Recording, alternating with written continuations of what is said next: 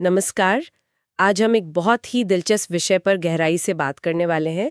ये Thomas M sterner की किताब है द प्रैक्टिसिंग माइंड। उस पर आधारित एक यूट्यूब ट्रांसक्रिप्ट है।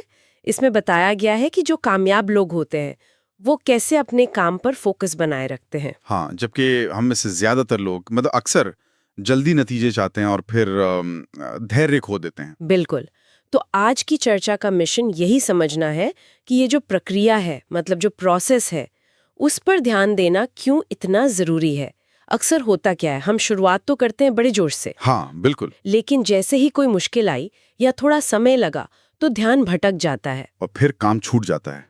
हाँ, और आज के टाइम में तो ध्यान भटकना कितना आसान है। ये मोबाइल, सोशल मीडिया, बिल्कुल, बहुत ज्यादा डिस्ट्रैक्शन है। और फिर वो जो जल्दी नतीजा पाने की इच्छा होती है ना, वो अक्सर निराशा ही देती है।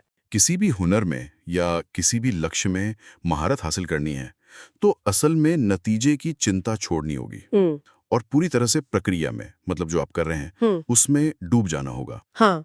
जब हम हर दिन सब्र के साथ उस तरफ बढ़ते हैं तो कामयाबी वो अपने आप आती है। फोकस प्रक्रिया पर रखना है। ये सुनने में थोड़ा सा शायद उल्टा लगे, पर स्रोत कहता है कि प्रक्रिया पर ध्यान देने से तनाव और निराशा कम होती है। हाँ बिल्कुल, क्योंकि हम उस पल में जीना सीखते हैं। सही। जब ध्यान इस पर है कि रोज बस थोड़ा बेहतर करना है तो हम आज में रहते हैं। और मजे की बात यह है कि इस तरह सीखते भी तेजी से हैं। अच्छा, कैसे?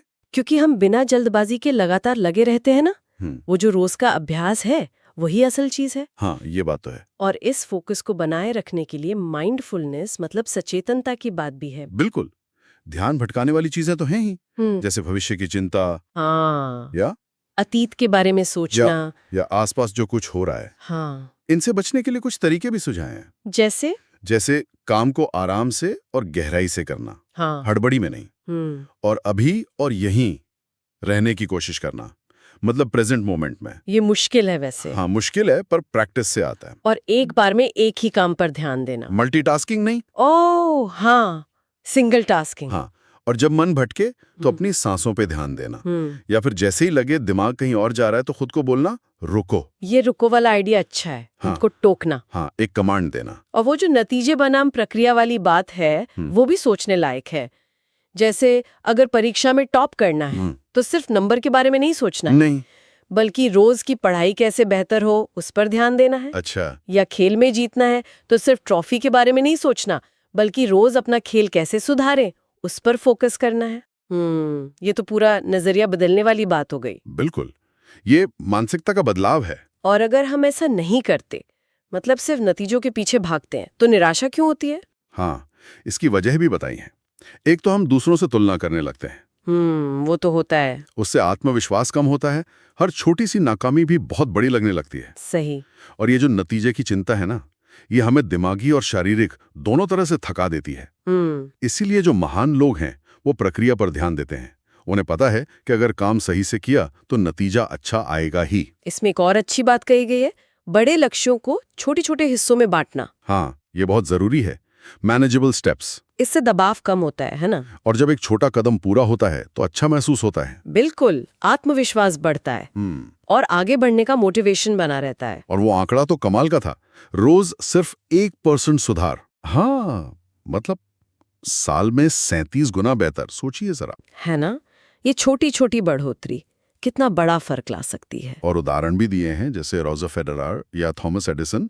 इन्होंने नतीजे की परवाह नहीं की, वो बस अपने काम में लगे रहे। हाँ, रोज अपने क्राफ्ट पर ध्यान दिया, प्रक्रिया पर। तो इस रास्ते पर चलने के लिए दो चीजें सबसे अहम बताई गई हैं, धैर्य और दृढ़ता। बिल्कुल, पेशेंस और परसिस्टेंस। इनके बिना महारत हासिल करना मुमकिन नहीं। सही बात है, रातों रात कुछ नहीं होता। हाँ, जैसे लियोनार्डो दा विंची ने मोनालिसा बनाने में सालों लगा दिए, या एडिसन ने बल्ब बनाने के लिए हजारों बार कोशिश की। बिल्कुल, या उसेन बोल्ट, वो चंद सेकंड की दौड़ के लिए सालों तक रोज मेहनत करते रहे। तो मुश्किलों के बावजूद लगे रहना वही महानता है। हाँ, चलते रहना ये असल बात है।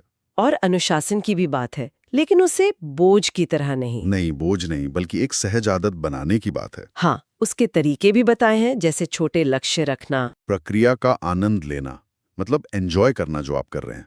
और अपनी तुलना दूसरों से नहीं बल्कि अपने कल के काम से करना। सही। और छोटी कामयाबियों पर खुद को इनाम देना, शाबाशी देना। और लचीलापन भी, जरूरत पड़े तो रास्ता बदलें, मंजिल नहीं। बिल्कुल फ्लेक्सिबल रहना जरूरी है। आखिर में आत्म जागरूकता मतलब सेल्फ अवेयरनेस पर भी जोर है। हाँ, खुद को समझना, अपने विचारों को, अपनी भावनाओं को, अपने एक्शन को। ये समझना कि कहाँ कमी है और उसे कैसे ठीक किया जा सकता है। और जब हम अपनी कमजोरियों को स्वीकार करके उन्हें सुधारते हैं ना, तो आत्मविश्वास अपने आप बढ़ता है। हाँ, वो स्वाभाविक रूप से आता है। ये कोई जादू नहीं है, ये लगातार खुद पर काम करने का नतीजा है। तो कुल मिलाकर इस पूरी चर्चा का सार यही निकलता है कि कामयाबी का जो असली राज है वो नतीजों के पीछे भागना नहीं है, बल्कि प्रक्रिया को, उस सफर को गले लगाना है, उसमें रम जाना है। हाँ, धैर्य, लगन, फोकस और रोज छोटे छोटे कदम बढ़ाना, यही हमें महारत की तरफ ले जाता है। बिल्कुल। और जाते जाते एक सवाल शायद हम सबके सोचने के लिए छोड़ सकते हैं हम्म। कि क्या हम सिर्फ मंजिल को देख रहे हैं या उस सफर का, उस प्रक्रिया का आनंद लेने और उससे सीखने के लिए भी तैयार हैं, जिसमें असल तरक्की छुपी है। ये सोचने वाली बात है। क्योंकि सच्ची जीत जो है वो धीरे धीरे मिलती है, पर यकीनन मिलती है तब जब हम हर दिन खुद को बस थोड़ा और बेहतर बनाने पर ध्यान देते हैं।